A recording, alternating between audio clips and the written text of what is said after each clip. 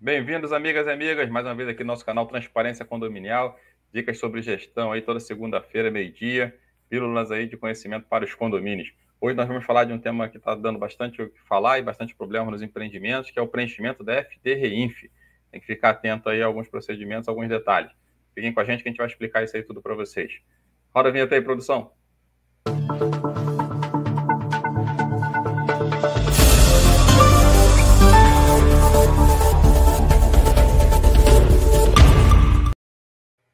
Olá, sejam todos bem-vindos mais uma vez ao nosso canal Transparência Condominial. Prazer aqui de estar novamente com o Arnaldo Dias, aqui da Manage. Eu sou Sérgio Paulo da Indep Auditores. E falando aí para vocês sempre deixar o like, ativar o sininho, fazer inscrição, deixar dúvida, deixar comentários para a gente ter assunto aí, ter temas para fazer essas pílulas de conhecimentos aí toda segunda-feira, meio-dia. Hoje nós vamos falar dessa sopa de letrinha aí, FD-REINF, né, que é a escrituração fiscal digital de retenções e outras informações fiscais. Primeiro a gente vai falar um pouquinho sobre isso, né, sempre na linha de que o síndico ele precisa conhecer, não a fundo, né, todos os assuntos, mas tem que saber que existem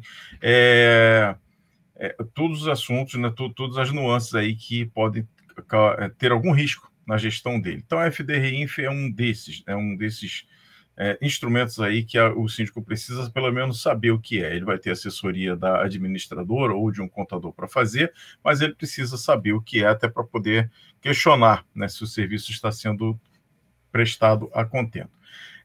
Todo mundo sabe, né, os síndicos em geral, sabem que pagamento de pessoas jurídicas, né, que têm alocação de mão de obra, precisa fazer a retenção de INSS e outros tributos. E antigamente, antes da FD-REINF, não se havia muito controle do que se havia retido e recolhido. Então, a Receita Federal, para ter um controle mais efetivo e fazer os cruzamentos, lançou então um programinha que é online, onde as pessoas jurídicas informam todas as notas que foram pagas, os percentuais de retenções, né? Então, tem as particularidades, se é simples nacional, se não é. Então, todas essas informações vão para um programa, que é online, e gera-se, então, um DARF, né? Que é o documento de arrecadação de recursos federais, para que se faça esse recolhimento. E o que a gente está percebendo é que está havendo ainda algumas adaptações, né, de conhecimento, né, de parte de quem preenche essas declarações, que podem representar algum risco. Lembrando que essas informações são cruzadas, né? Se você tem 1, 2, 3% de retenção, ou 11%, como vocês estão mais acostumados aí a perceber, né, do INSS, você tem do outro lado, o prestador de serviço informando a apuração de impostos dele sem essa retenção, informando que houve a prestação de serviço, custou lá R$100 mil e 11 mil está na outra ponta. Então, não recolher isso é um problema, é apropriação indébita, né? Você reter o recurso público e não acreditá-lo a quem de direito, que é o próprio governo, o próprio fisco, né? Acrescenta alguma coisa aí, Arnaldo?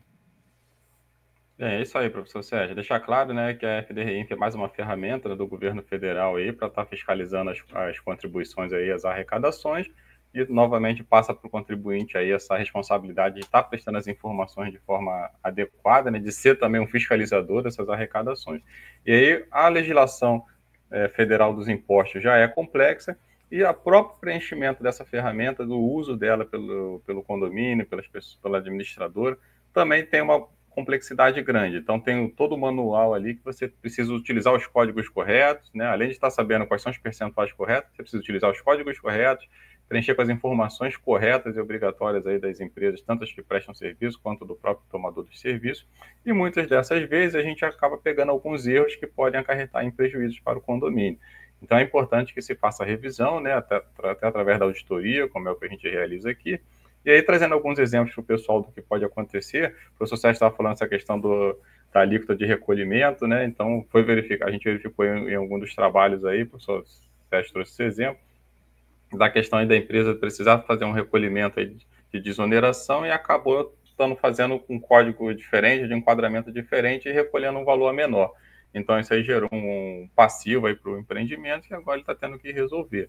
A gente também traz um outro exemplo, que é a questão do retenção e recolhimento de PIS, COFINS e contribuição social. Então, a gente também pegou um empreendimento que, na verdade, o preenchimento da FDRE estava sendo feito de forma errada. Eles estavam preenchendo um código para cada tributo desse, para o PIS, para o COFINS e para a contribuição social, quando, na verdade, quando se realiza essa retenção, a gente utiliza um código único para os três. É o código 5952, você tem que fazer esse recolhimento, que ele exatamente dá a informação para a Receita Federal que foi um valor retido de um prestador. Então, o condomínio também estava preenchendo a FDRINF de forma errada.